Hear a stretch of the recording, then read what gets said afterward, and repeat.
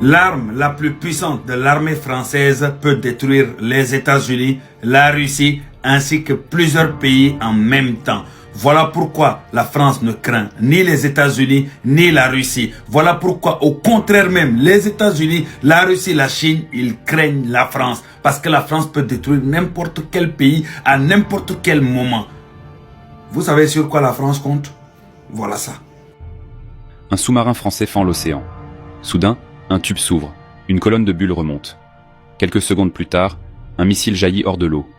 C'est le M51, l'arme nucléaire la plus redoutée de la France. 12 mètres de haut, 52 tonnes d'acier, et en moins de 30 minutes, il peut frapper n'importe quelle capitale d'un continent. Mais une question se pose. Comment fonctionne vraiment ce missile? Combien de têtes nucléaires transporte-t-il? Peut-on l'intercepter?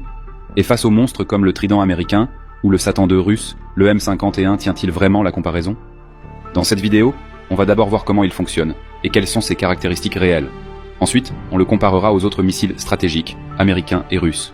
Et enfin, on expliquera pourquoi il est au cœur de la dissuasion nucléaire française, et pourquoi il suffit à garantir que la France n'a rien à craindre, même face au Satan II. Le missile sort des profondeurs, projeté par une charge de gaz comprimé qui l'expulse hors du tube. Quelques fractions de secondes après, son premier moteur s'allume. C'est un étage de propulsion à propergol solide, comparable à ceux utilisés sur les fusées spatiales. Son rôle est simple, arracher les 52 tonnes du M51 hors de l'eau et le propulser vers la haute atmosphère. Avec ses 12 mètres de long et ses 2,3 mètres de diamètre, il a la taille d'un petit immeuble. Une fois le premier étage vidé de son carburant, il se sépare, allégeant le missile. Le deuxième étage prend immédiatement le relais, puis le troisième, toujours au propergol solide. C'est cette architecture en 3 étages qui donne au M51 son allonge intercontinentale. Chaque étage ajoute de la vitesse et de l'altitude jusqu'à atteindre la trajectoire balistique prévue.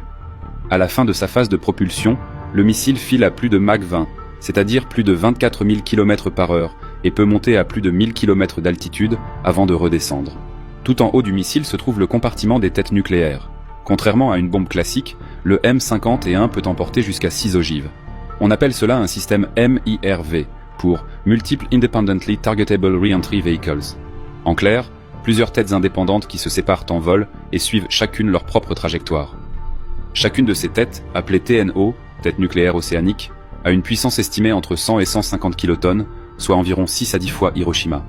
Cela signifie qu'un seul missile peut frapper 6 villes différentes ou concentrer plusieurs charges sur une même zone pour saturer les défenses. À ce stade, le missile a quitté l'atmosphère terrestre. Les ogives se détachent les unes après les autres, guidées par un système de navigation inertielle couplé à des corrections astronomiques. Concrètement, cela veut dire qu'un tir depuis l'Atlantique Nord peut atteindre Moscou, Washington ou Pékin en moins de 20 minutes, et qu'une seule patrouille de sous-marins français peut infliger des destructions irréversibles à n'importe quelle superpuissance. Le missile poursuit son vol, et c'est là qu'apparaît sa vraie force, la portée. Selon la charge qu'il emporte, le M51 peut parcourir entre 8000 et 10 000 km. En clair, un sous-marin français qui patrouille discrètement au large de la Bretagne peut déjà frapper une capitale comme Moscou ou Téhéran, sans avoir besoin de s'approcher davantage. C'est ce rayon d'action qui fait de lui un missile véritablement intercontinental. Mais la portée ne suffit pas. Ce qui compte, c'est la charge qu'il emporte. Et là, le M51 change l'échelle. À son sommet, jusqu'à 6 têtes nucléaires indépendantes. Chacune d'elles a une puissance de 100 à 150 kilotonnes, soit près de 10 fois Hiroshima. Imaginez le scénario. Une seule fusée, et 6 villes différentes pourraient être détruites en même temps. Ce pouvoir n'est pas théorique. La France déploie environ 60 de ses missiles à bord de ses sous-marins nucléaires lanceurs d'engins. 4 navires, basés à l'île Longue, en Bretagne, dont toujours un en patrouille dans l'Atlantique. Un seul sous-marin emporte 16 M51. Cela représente près de 100 têtes nucléaires prêtes à être tirées à tout moment. Et personne ne sait où se trouve exactement ce navire au moment où il patrouille.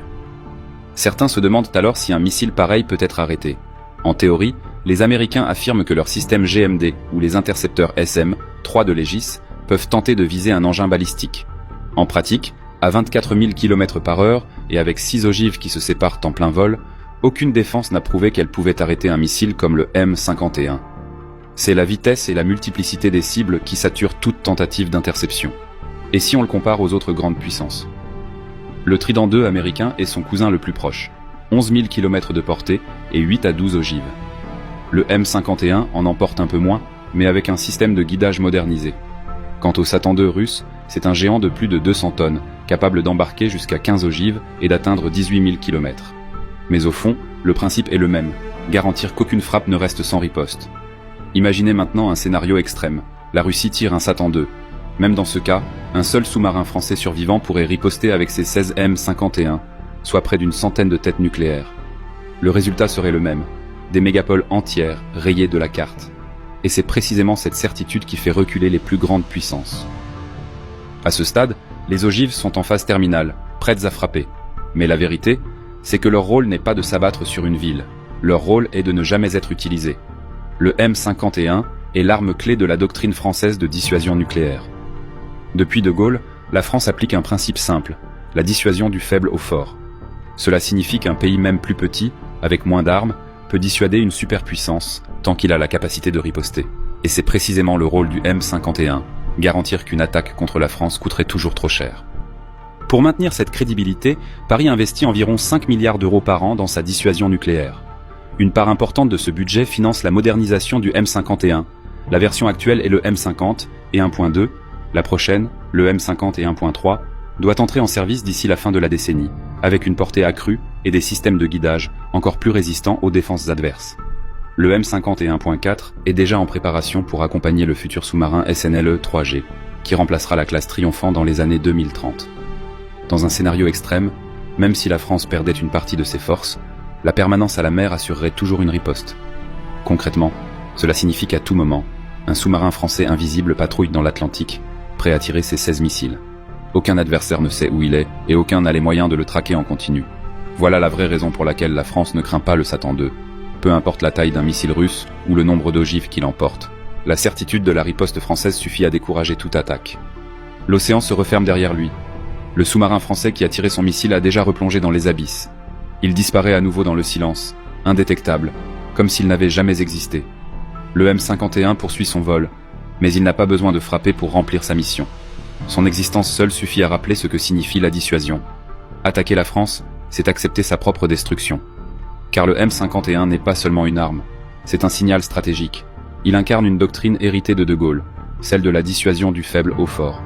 Peu importe la taille du territoire, le nombre d'habitants ou la puissance économique. Tant qu'un pays possède la certitude de pouvoir riposter, il est intouchable. Et c'est ce que le M51 garantit à la France. L'assurance que même une superpuissance ne peut franchir la ligne rouge. Aujourd'hui, les États-Unis déploient leur Trident, la Russie exhibe son Satan II, la Chine développe ses propres ICBM. La France, elle, n'a pas besoin du missile le plus massif ni du plus médiatisé. Elle a besoin d'une arme fiable, invulnérable, capable de garantir que chaque agression se paiera au prix fort. C'est exactement le rôle du M51. Et ce rôle va continuer. Le M51.3, bientôt le M51.4, accompagneront le futur sous-marin nucléaire lanceur d'engins de 3e génération. La dissuasion française ne fait pas du surplace. Elle se modernise, elle s'adapte, mais son principe reste le même depuis plus d'un demi-siècle. Alors, pourquoi la France ne craint pas le Satan II? Parce que le M51 n'a pas besoin d'être le plus gros missile du monde. Il n'a besoin que d'une chose, garantir qu'aucune attaque contre la France ne resterait sans réponse. Dans les profondeurs de l'océan, silencieux et invisible, ce missile rappelle une vérité brutale. La puissance, ce n'est pas la quantité, c'est la certitude. Et dites-vous que 24 heures sur 24, 7 jours sur 7, 365 jours dans l'année, il y a toujours parmi les 4 là, un des sous-marins qui est en train de tourner. Que personne ne sait là où il est. C'est comme ça. Tout le temps. En vadrouille, tout le temps il y en a un qui tourne. Au cas où s'il y a attaque seulement, il riposte, il t'envoie sans ogive nucléaire dans ta gueule directement. Voilà pourquoi on dit la Russie fait le fou. Les États-Unis, pareil. La Chine, pareil. Mais ils vont jamais faire les fous avec la France. Ça, sachez-le. Et pour ceux qui ne connaissent pas la France et l'armée de la France, je vous conseille d'aller vous renseigner, vous documenter. Parce que je vois beaucoup de gens qui aiment trop minimiser. L'ignorance peut te ramener dans ta propre... C'est-à-dire, même si tu détruis toute la France, il y aura toujours les sous-marins qui sont là-bas pour détruire ton pays, ainsi que tout ce qu'il veut, tout simplement. Il y aura toujours une réponse. C'est-à-dire, la France est protégée à ce niveau-là, à 100%. Donc maintenant, vous avez compris. Si vous voulez que je fasse pour d'autres pays, n'hésitez pas à me le dire dans les commentaires.